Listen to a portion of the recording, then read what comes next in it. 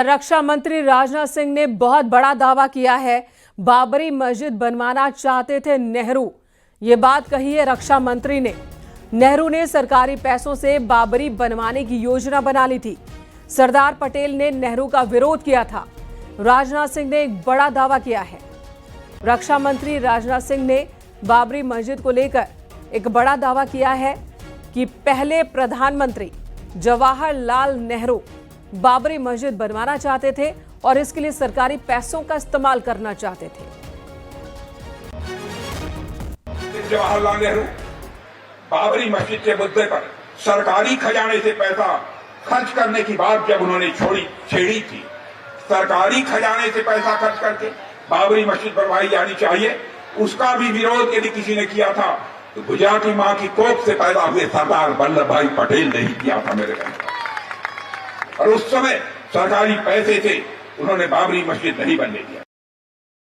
जब पंडित जवाहरलाल नेहरू बाबरी मस्जिद के मुद्दे पर सरकारी खजाने से पैसा खर्च करने की बात जब उन्होंने छेड़ी थी, सरकारी खजाने से पैसा खर्च करके बाबरी मस्जिद बनवाई जानी चाहिए, उसका भी विरोध यदि किसी ने किया था तो गुजराती मां की कोख से पैदा हुए सरदार वल्लभ भाई पटेल ने ही किया था मेरे भाई। और उस समय सरकारी पैसे से उन्होंने बाबरी मस्जिद नहीं बनने दिया। जब पंडित तो बाबरी मस्जिद बनवाना चाहते थे नेहरू और वो भी सरकारी पैसे से। उनके इस बात का विरोध किया था सरदार वल्लभ भाई पटेल ने। ये जानकारी रक्षा मंत्री राजनाथ सिंह दे रहे हैं और अब इस पर रिएक्शंस आने भी शुरू हो चुके हैं। बीजेपी प्रवक्ता राकेश त्रिपाठी इस वक्त हमारे साथ मौजूद हैं। राकेश जी, राजनाथ सिंह ने जो बात कही है, जो दावा किया है, और जाहिर सी बात है इस पर सियासत होनी है, तो ऐसे ये कौन सा मौका था जब उन्होंने ये बात कही? देखिए, सरदार वल्लभ भाई पटेल इस देश की एकता अखंडता को बनाने के लिए जिन्होंने जिस तरह का योगदान किया, दुर्भाग्यपूर्ण ये रहा है कि कांग्रेस ने उनके योगदान को ठुकराने का काम किया, उनके योगदान को कभी महत्व नहीं दिया। लेकिन आज भारतीय जनता पार्टी की सरकार बनने के बाद प्रधानमंत्री मोदी जी के नेतृत्व में सरदार वल्लभ भाई पटेल को हमने वो सम्मान दिया। आज पूरी दुनिया में सबसे ऊंची मूर्ति उनकी बना करके हमने उनको सम्मान देने का काम किया है।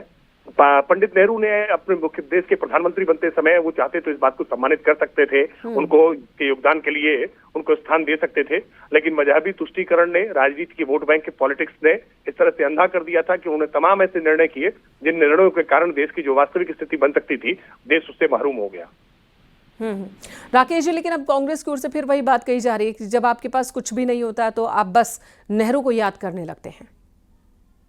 इसमें जो ऐतिहासिक गलतियां हुई हैं, ऐतिहासिक भूल हुई हैं, अगर हम उनका संज्ञान नहीं लेंगे तो कभी निश्चित तौर पर हम उन भूलों को फिर दोहराते रहेंगे। इसलिए उन भूलों को हमेशा याद रखना है, जेहन में ताजा करते रहना है और ये याद रखना है कि किन गलतियों के कारण हमारा देश आज विकासशील रह गया, क्यों हम विकसित भारत नहीं हो सके, क्यों 2047 तक हमको इंतजार करना पड़ रहा है, क्यों वो आर्थिक महाशक्ति, वो सामरिक महाशक्ति जो भारत हो सकता था वो भारत क्यों नहीं हो पाया।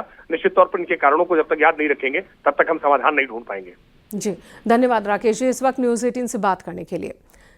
तो सरदार वल्लभ भाई पटेल के योगदान को याद करते हुए, भारत के निर्माण में उनके सहयोग को याद करते हुए रक्षा मंत्री राजनाथ सिंह ने कहा कि एक वक्त तो बाबरी मस्जिद बनाने के लिए तैयार थे नेहरू, लेकिन उन्हें तब पटेल ने ही रोका था।